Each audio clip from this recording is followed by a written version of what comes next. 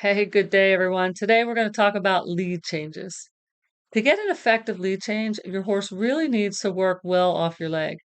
In order to do that, they need to be light in your hand. So as you can see here, I'm working this horse a little bit to the left, to the right off my legs. When I pick up, she's soft in her face. She gives her hip to my left leg. When I put my right leg on, she gives her hip to the left. Here, I'm just going to back her up a little bit, make sure she's coming back off that rein. She's working her body well when I pick up on her face. It's really important that your horse doesn't try to run through your hand, even though you do want a little bit forward when you're asking for the lead change the first time.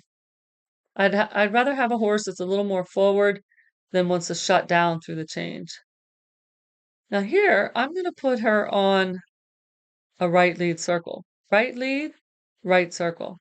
And I'm going to come around and I'm going to push her into a counter canter. Remember, this horse has been taught to just yield her body off my leg. So going from a correct leaded circle to a counter canter like right here is no big deal for her.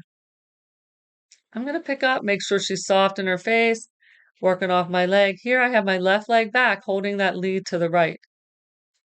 When I come through the center at the top of this circle, I'm going to go ahead and ask her to switch leads. And I'll do that by taking my left leg off and putting my right leg on to cue the hip to move to the left. There, she gave me that change. Now she sped up through the change. This is her more difficult direction, right lead change to a left lead. But I'm just going to go ahead and ride her and just balance her, help her with a little bit of half halting to just calm down and settle into that lead. I'm not going to shut her down if she speeds up. In fact, I'm just going to ride through it, let her get relaxed, and then I'm going to let her take a break. It's really important that when you start asking your horses for lead changes, that you don't ask for too many of them. You get a good one, leave it alone. Here, I'm going to go ahead and ask her for a right lead.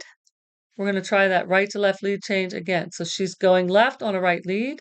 And right here, I'm going to ask her to change, and she gave it to me. So that was much better. She sped up a little bit, but not nearly as upset by it. Good girl. This is a nice little 2-year-old mare. We started her around Christmas time last year. Just basic stuff, walk, trot, canter, trail riding. She's turning out really super nice. So we did a right to left lead change. We're going to go ahead and work on that left lead. Get that balanced out and try left to right lead change.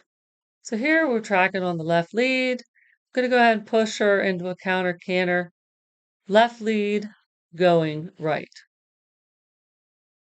Again, I'm going to pick up, make sure she's not running through my hand, get her nice and balanced, quiet and relaxed on the counter canter. Counter canter is an extremely valuable tool for teaching your horses to balance and just wait on you.